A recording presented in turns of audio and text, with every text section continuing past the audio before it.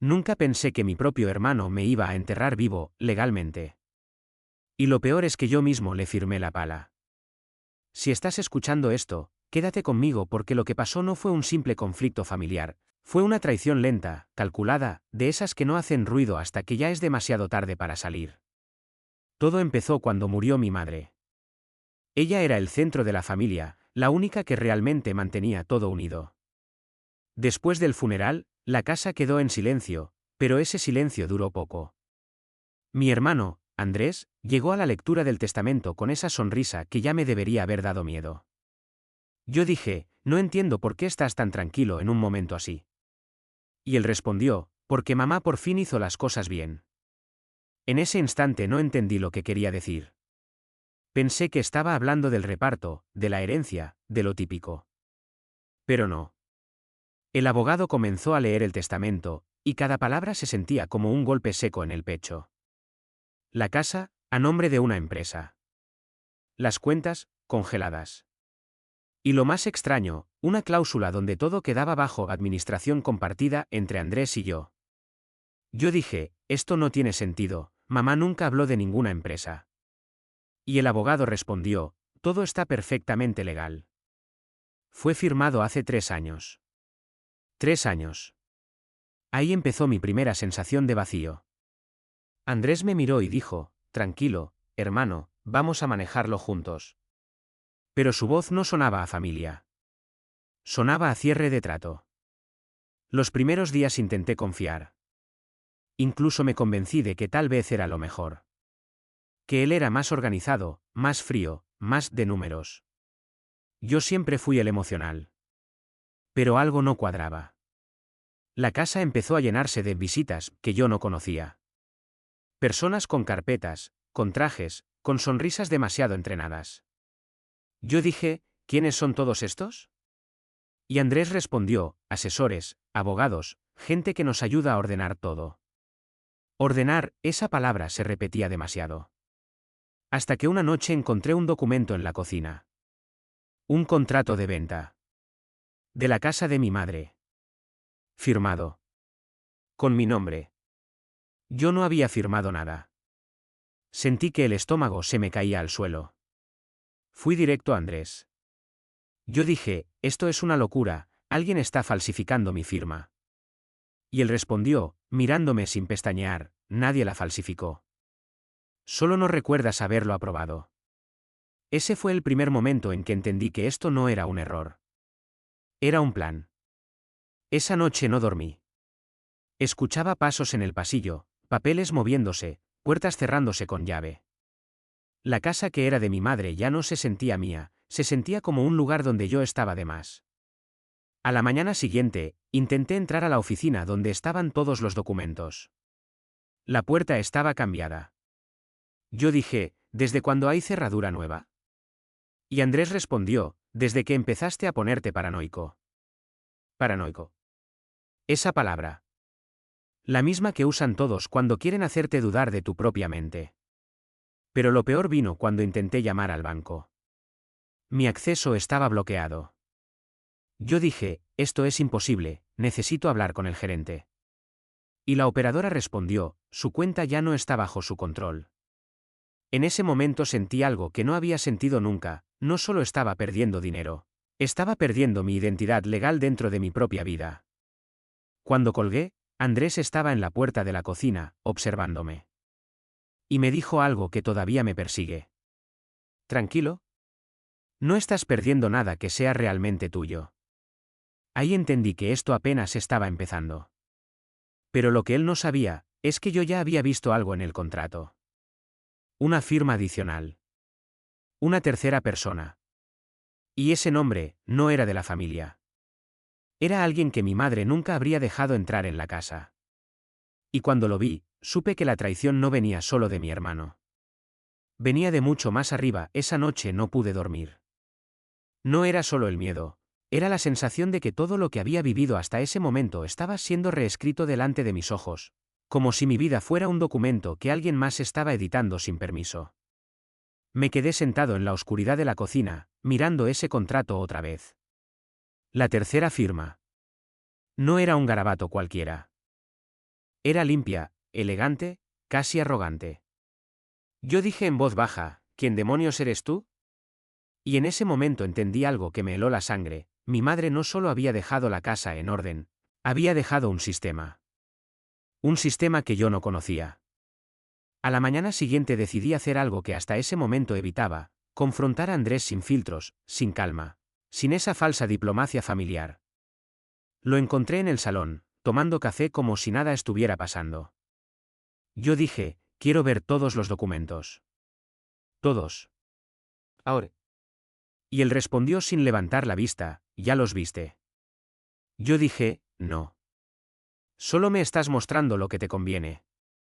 Y él levantó la mirada por primera vez con frialdad absoluta y dijo, el problema contigo es que siempre crees que hay una parte escondida. A veces no la hay. A veces solo eres tú fuera del juego. Esa frase me dolió más de lo que debería. Pero no me detuvo. Esa misma tarde fui a ver al abogado de mi madre directamente. Sin avisar. Sin pedir permiso. Era un hombre mayor, tembloroso, de esos que parecen haber visto demasiado y ya no quieren involucrarse en nada. Cuando entré a su oficina, me miró como si ya supiera por qué estaba ahí. Yo dije, necesito la verdad. No versiones. La verdad completa.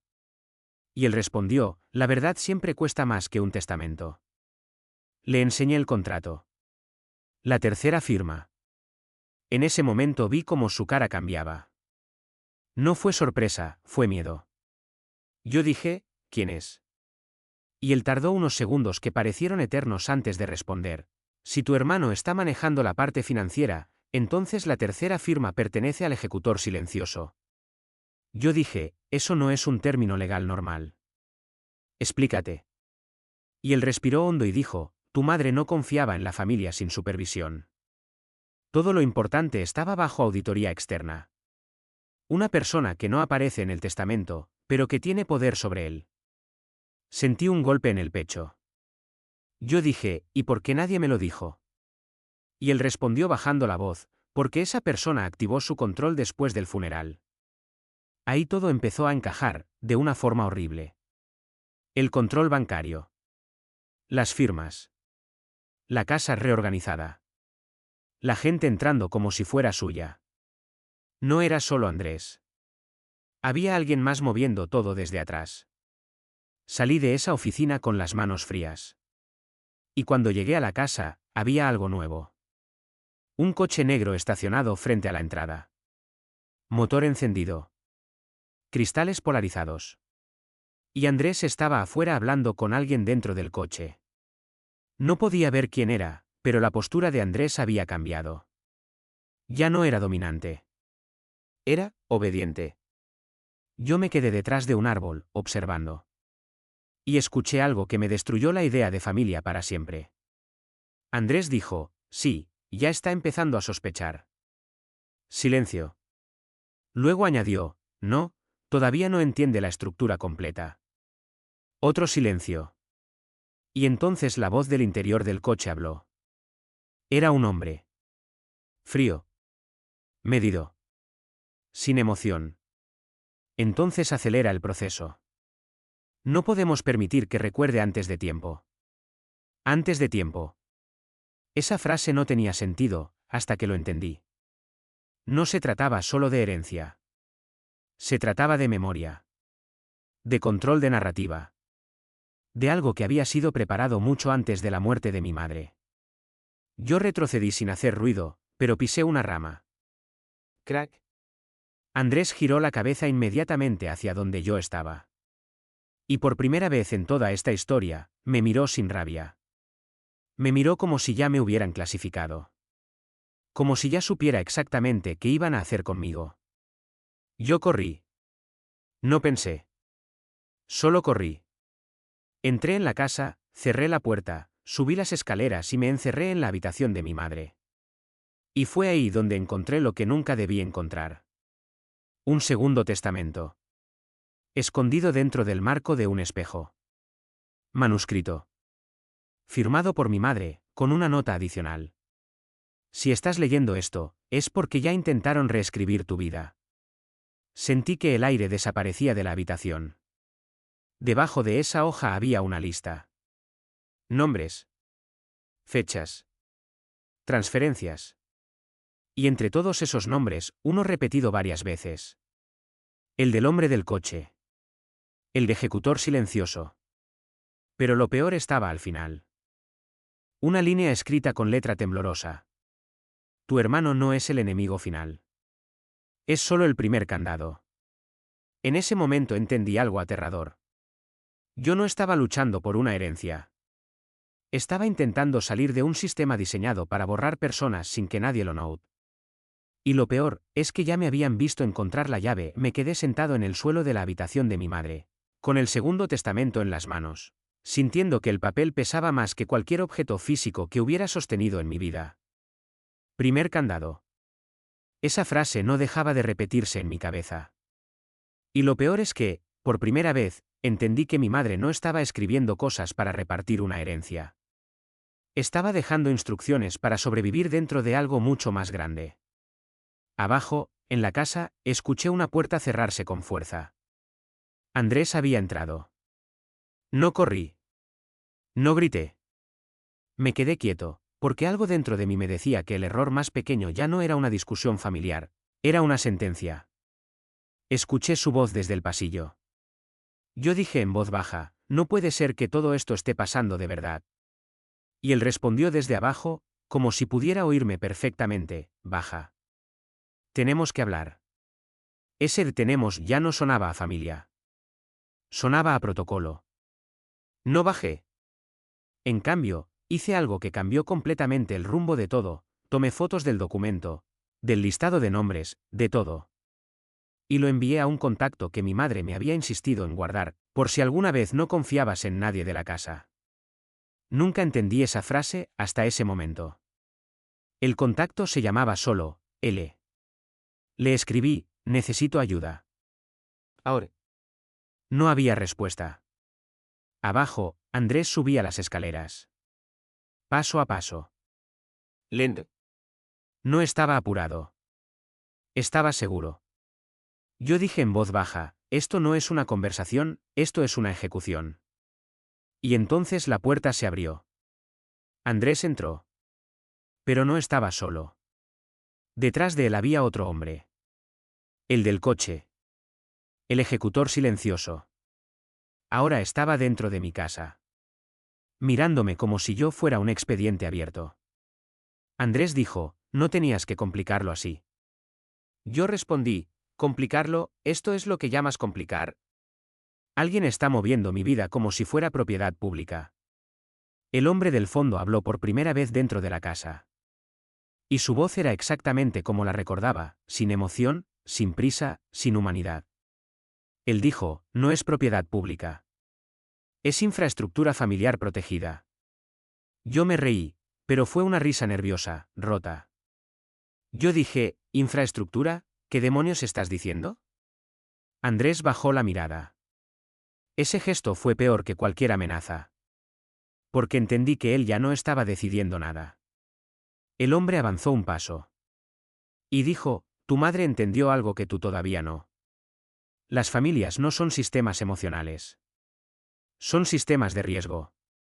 En ese momento sentí rabia. Yo dije, mi madre nunca habría hablado así. Y ahí el hombre hizo algo que me desarmó completamente. Sacó un sobre. Y dijo, no siempre hablaba así. Solo después del primer incidente. Primer incidente. Abrí el sobre sin pensar. Dentro había un informe médico. Viejo. Firmado. Con el nombre de mi madre. Diagnóstico, estrés cognitivo episódico inducido por manipulación externa documentada. Yo levanté la mirada. Esto es falso, dije. Pero Andrés no lo negó. No dijo nada. Solo respiró. Y eso fue suficiente. El hombre continuó, por eso se creó el sistema. Para proteger activos y decisiones cuando la memoria deja de ser confiable. Sentí un frío absoluto. Yo dije, ¿están diciendo que mi madre no estaba en control? Y Andrés finalmente habló, pero su voz estaba quebrada. No es tan simple, tú no viste todo lo que yo vi. En ese momento, el móvil vibró. El contacto, él había respondido. Un solo mensaje. Sal de la casa. Ya. Pero ya era tarde. Porque el hombre del fondo sacó algo más. Un pequeño dispositivo. Y dijo, activación de contención familiar. Yo dije, ¿qué es eso? Andrés dio un paso hacia mí. No te muevas, dijo él, pero no sabía si me lo decía a mí o a sí mismo. El hombre presionó el dispositivo. Y en ese instante, todas las luces de la casa se apagaron. Silencio total. Y desde la oscuridad absoluta, escuché la voz del hombre por última vez dentro de esa escena. El segundo candado ya respondió. Y entonces entendí lo peor de todo. No estaban aquí para hablar. No estaban aquí para negociar. Estaban aquí para activarme, o eliminarme del sistema. Y en ese momento, desde el piso de abajo, alguien golpeó la puerta principal con fuerza brutal. Una voz desconocida gritó. ¡Abre! ¡Policía financiera! El hombre del coche se quedó inmóvil. Andrés levantó la cabeza. Y por primera vez, vi miedo real en su cara. Pero lo que pasó después fue todavía peor. Porque esa voz no pertenecía a la policía. Y el que estaba entrando por la puerta, sabía exactamente quién era yo antes de que yo mismo entendiera todo lo que estaba pasando. La casa estaba completamente a oscuras. Solo se escuchaban respiraciones. La mía, acelerada, y la de ellos, controlada, demasiado controlada. La puerta principal seguía siendo golpeada desde afuera. Habrán, unidad de control financiero. Pero algo no cuadraba. No era un procedimiento normal. No había sirenas. No había radios. Solo esa voz insistente, demasiado firme, como si estuviera leyendo un guión. El hombre del ejecutor silencioso no se movía. Andrés sí. Yo lo escuché susurrar, esto no debería estar pasando todavía. Esa frase me heló. ¿Todavía? Yo dije en voz baja, ¿qué significa, todavía? Nadie respondió. Y entonces el ejecutor hizo algo inesperado, levantó la mano y dijo, protocolo de dispersión. No sabía qué era eso, hasta que escuché pasos en el techo. Sí. En el techo. Como si hubiera más gente moviéndose por arriba de nosotros. Yo dije, esto ya no es una familia, es una operación. Y el ejecutor respondió sin mirarme, siempre lo fue. La puerta principal cedió con un golpe seco. Pero en vez de entrar una unidad policial, entraron dos personas. No uniformes claros. No insignias visibles. Solo chalecos oscuros con una palabra corta en el pecho, Audit. Eso no era policía. Eso era otra cosa. El primero en entrar miró alrededor con calma quirúrgica. Luego dijo. Activo confirmado. El segundo levantó la vista hacia las escaleras, directamente hacia mí. Como si supiera exactamente dónde estaba escondido. Yo me agaché instintivamente. Andrés subió un escalón hacia mí y susurró. Ya es demasiado tarde para salir por la puerta. Yo respondí, ¿salir, de qué exactamente? ¿Qué es todo esto? Y él me miró por primera vez sin máscara. Sin estrategia. Solo agotamiento. Y dijo algo que nunca olvidaré. No es una herencia. Es una transferencia de identidad controlada. Sentí que el suelo desaparecía. ¿Qué significa eso?, dije. El ejecutor respondió desde abajo, ahora más cerca. Significa que tu madre no solo dejó bienes. Dejó un reemplazo. Un reemplazo. Esa palabra no encajaba en ninguna realidad humana. Yo dije, eso es imposible. Pero el hombre Audit que había entrado ya estaba subiendo las escaleras. Paso a paso. Sin prisa. Como si supiera que no iba a escapar. Y mientras subía, dijo. Confirmamos divergencia en el heredero primario. Activación del protocolo de sustitución pendiente. Andrés bajó la cabeza. Y en ese momento entendí algo brutal. Ellos no estaban discutiendo conmigo. Estaban evaluándome. Como un sistema evalúa una variable defectuosa. Yo retrocedí hasta la habitación de mi madre otra vez. La única parte de la casa donde todavía sentía que tenía algún control. Cerré la puerta. Pero no sirvió de nada. Porque el segundo golpe vino desde dentro de la habitación. El espejo. El mismo donde encontré el segundo testamento. Ahora estaba vibrando. Como si algo detrás de él estuviera activo. Y entonces lo vi. Una luz tenue detrás del cristal. No era reflejo. Era otra cosa. Y el espejo no estaba sellado. Estaba diseñado para abrirse. Yo dije en voz baja, esto no puede ser real. Pero mis manos ya estaban empujándolo. Y se abrió. Detrás había una caja metálica incrustada en la pared. Con una pantalla pequeña. Encendida. Y un solo mensaje. Verificación final del heredero. Debajo, 3 opciones. Aceptar continuidad. Rechazar continuidad. No reconocido. Mis manos temblaban. Abajo, escuché a Andrés gritar por primera vez. No lo hagas sin hablar conmigo. Pero ya era tarde. Porque el ejecutor silencioso estaba detrás de él ahora. Y dijo algo que cambió el tono de toda la historia. Él ya no decide. Yo miré la pantalla. Y justo en ese momento, el sistema cambió el mensaje solo. Como si hubiera estado esperando este instante toda mi vida. Ahora decía. Recordatorio, la decisión ya fue tomada en el testamento original. Y debajo, una última línea. Bienvenido de vuelta, administrador. Mi sangre se congeló. Yo dije, no, yo no soy administrador de nada. Y en ese instante, el sistema respondió con algo que no era humano. No era voz. Era una grabación perfectamente sincronizada con mi propia voz. Diciendo, confirmación aceptada hace 12 años. Yo caí hacia atrás. 12 años. Eso no tenía sentido. 12 años atrás yo era otra persona. O eso creía.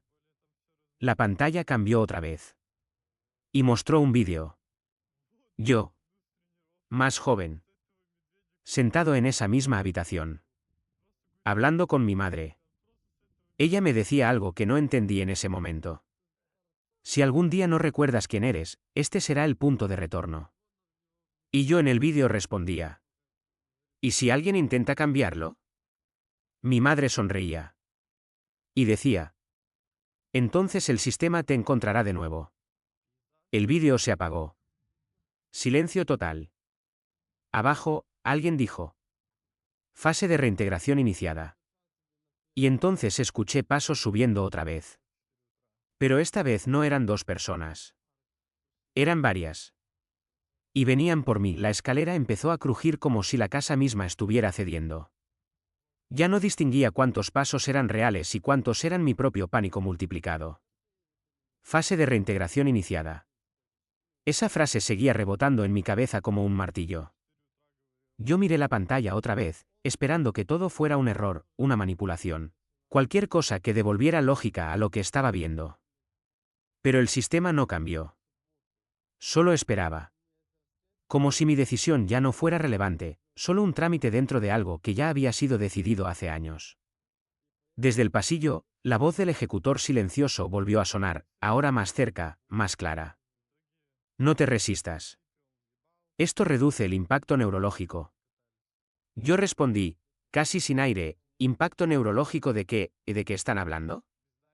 Y Andrés, desde abajo, gritó algo que rompió todo lo que quedaba de su calma. No lo escuches, eso no eres tú.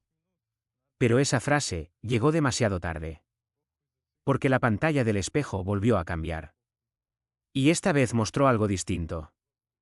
No era un vídeo. Era un registro. Una especie de archivo clínico. Con mi nombre. Mi fecha de nacimiento. Y una etiqueta en rojo. Sujeto administrador estado latente. Yo dije en voz baja, esto no es posible, esto no es posible. Pero el sistema respondió como si me escuchara. La negación es parte del protocolo de adaptación inicial.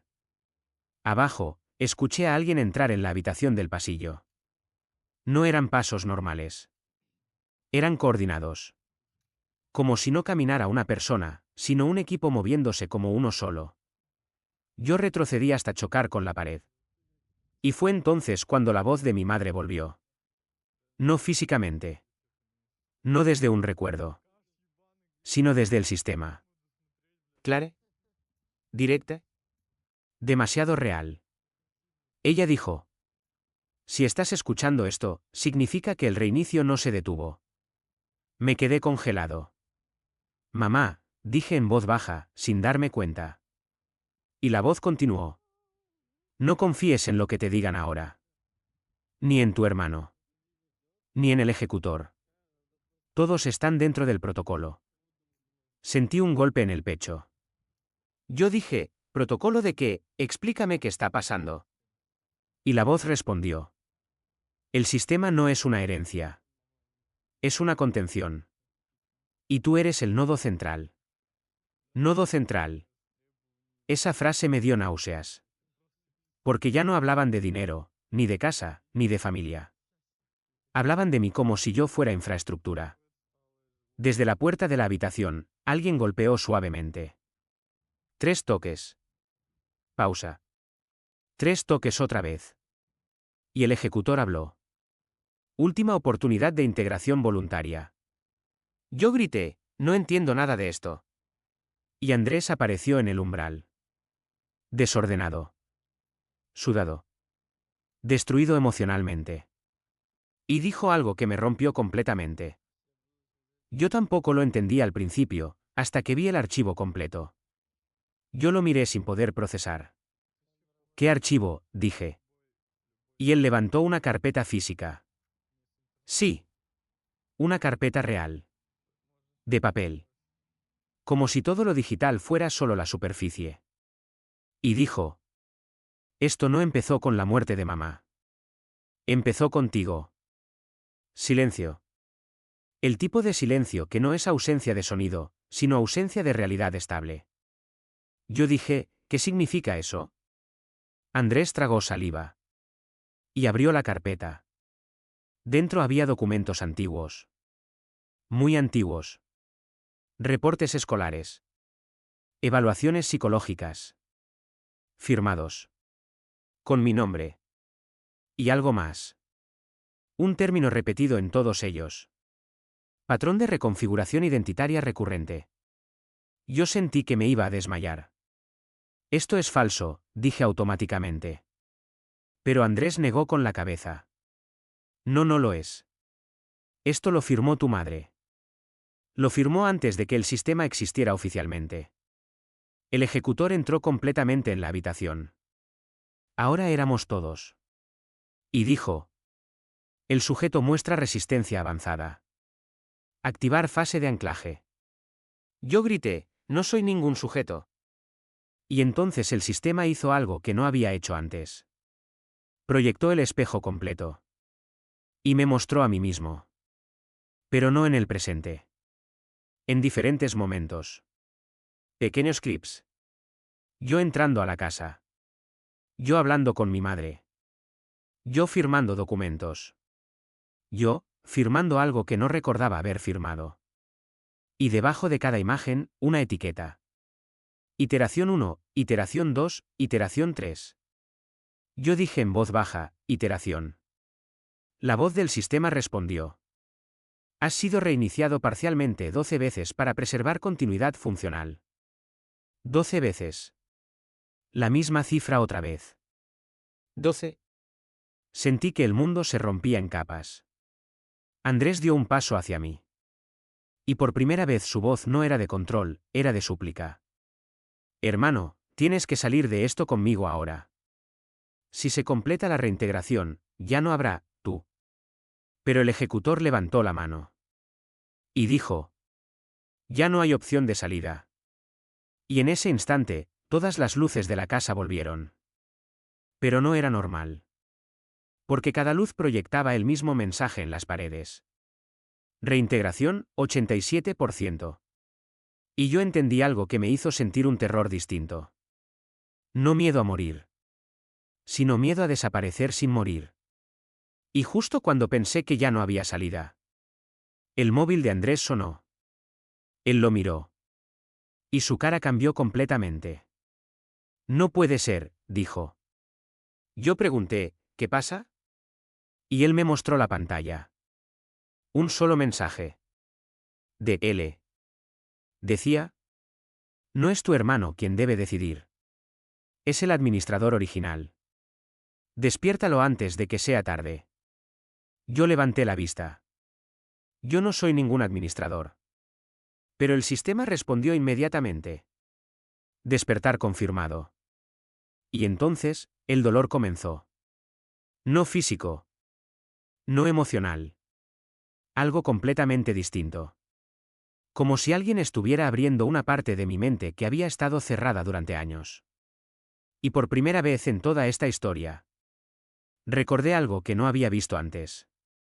La casa. No como casa, sino como instalación. Y a mí, entrando voluntariamente, el dolor no era un dolor normal. No era físico, ni emocional. Era como si alguien estuviera descomprimiendo mi mente desde dentro, capa por capa, forzando puertas que nunca debieron abrirse. Caí de rodillas sin darme cuenta. El suelo de la habitación de mi madre empezó a verse distinto. No por cambios externos, sino porque yo lo estaba viendo diferente. Como si el significado de las cosas estuviera cambiando en tiempo real. Reintegración, 91%. Las letras seguían proyectadas en las paredes, pero ahora ya no las leía como texto. Las sentía como instrucciones dentro de mi cabeza. Andrés se agachó frente a mí.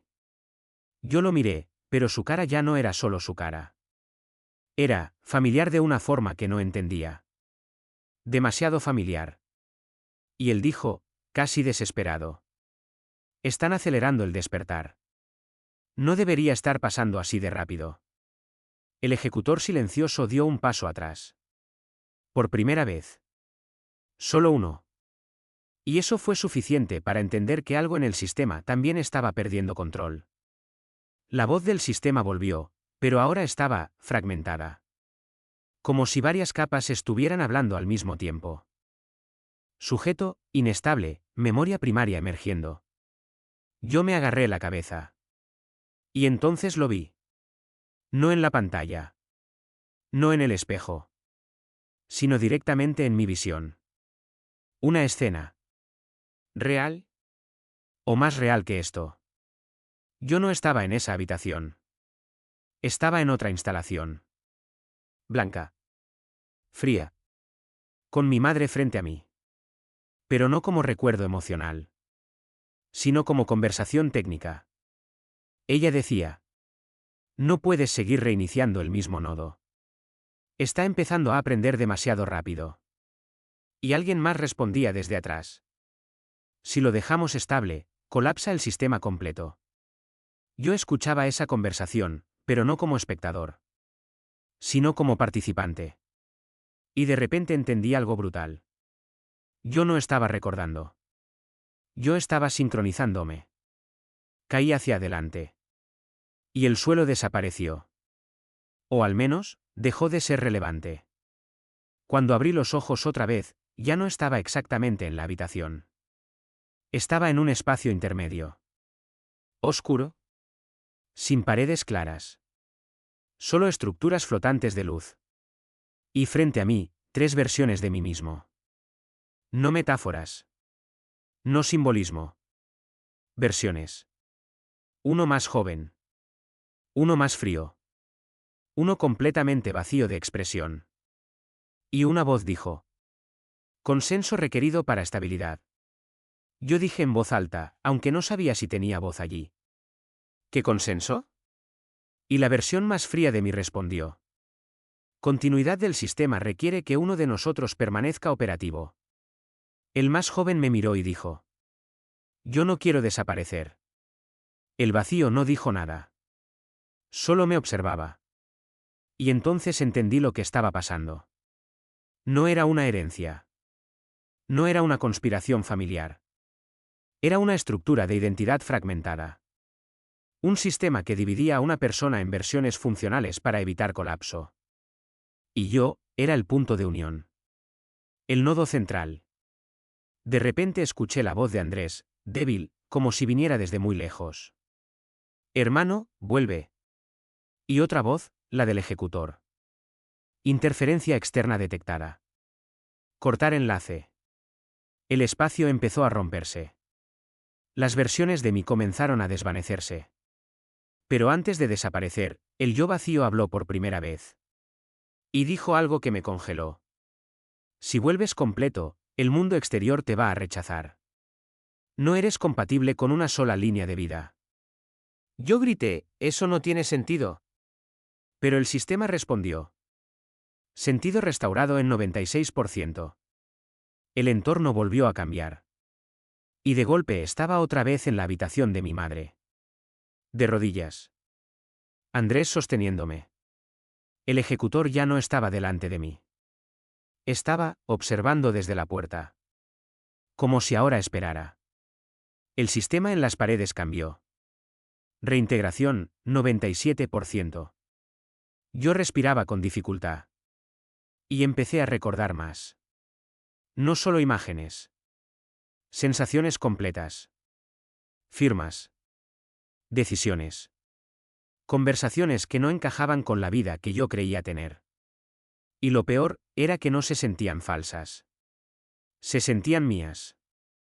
Andrés me sacudió ligeramente. Escúchame, tienes que decidir ahora.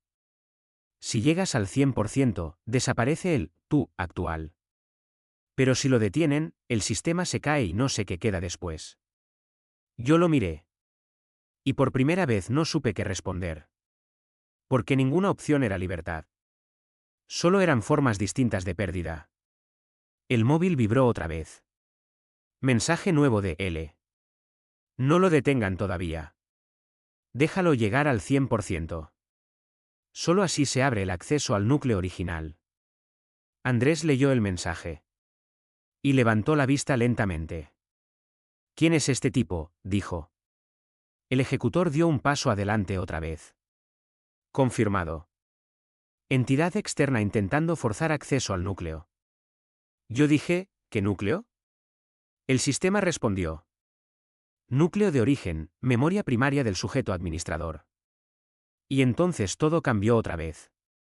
La habitación empezó a desaparecer desde los bordes. Como si fuera una interfaz cerrándose. Y escuché la voz de mi madre una última vez, más clara que nunca. Si llegas al final, no me busques como madre. Búscame como el error que intenté corregir. Reintegración, 99%. El aire dejó de existir. Y justo antes del 100%. Andrés dijo algo en voz muy baja. Lo siento. No supe si se lo decía a mí. O a lo que iba a ser yo después. Y entonces. Todo se apagó. Cuando todo se apagó, no hubo silencio. Hubo ausencia. ¿Qué es peor? Porque el silencio todavía es algo, pero la ausencia es cuando incluso la idea de algo desaparece. Y después de eso, no había habitación, no había casa, no había espejo. Solo un punto. Un punto de conciencia suspendida. Reintegración, 100%. Pero esa frase ya no tenía sentido como antes. Ya no era una barra. Era una puerta cerrándose detrás de mí. Y luego, abriéndose. Lo primero que sentí fue mi respiración.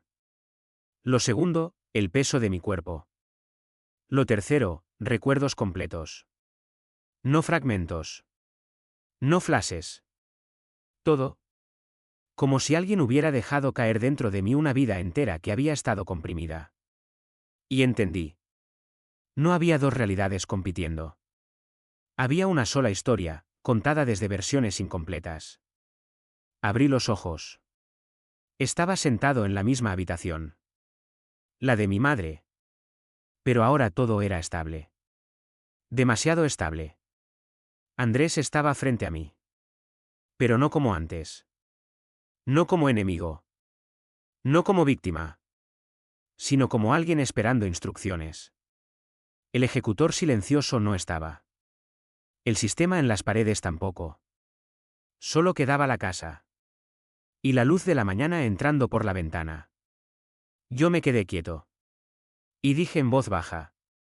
¿Qué soy ahora? Andrés tardó unos segundos. Y respondió. El mismo de siempre, pero completo.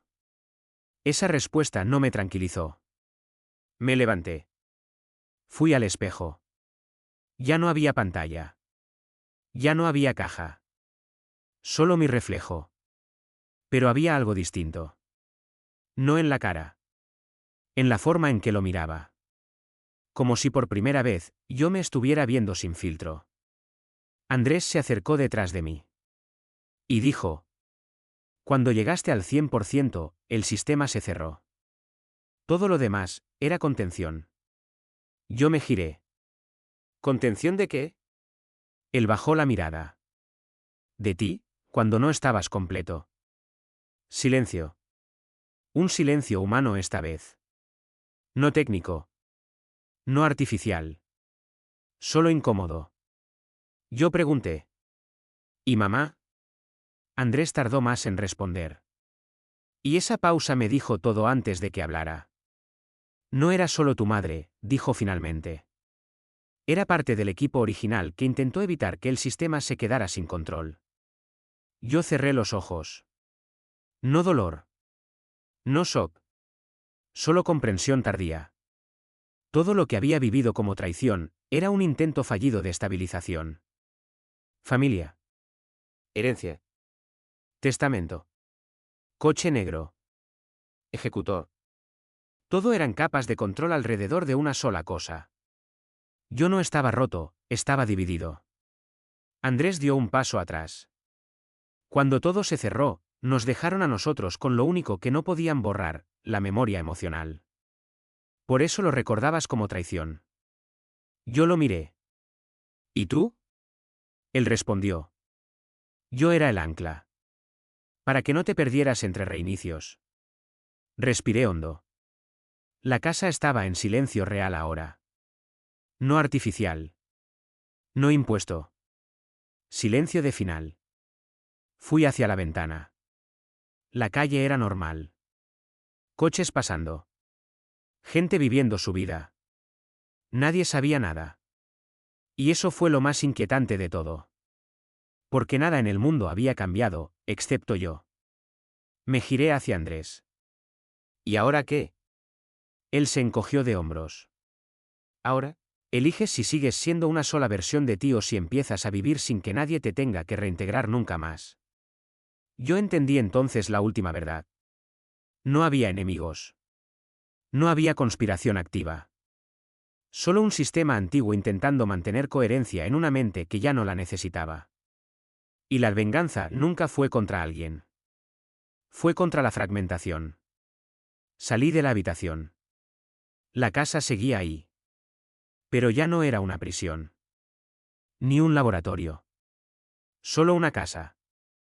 Antes de irme, miré a Andrés una última vez. Y él dijo. Por cierto, mamá no dejó enemigos. Pausa. Dejó decisiones. Caminé hacia la puerta. Y por primera vez en toda la historia, no sentí que alguien me estaba observando. Solo sentí que, por fin, era uno. Y eso, fue lo más aterrador. Y lo más libre.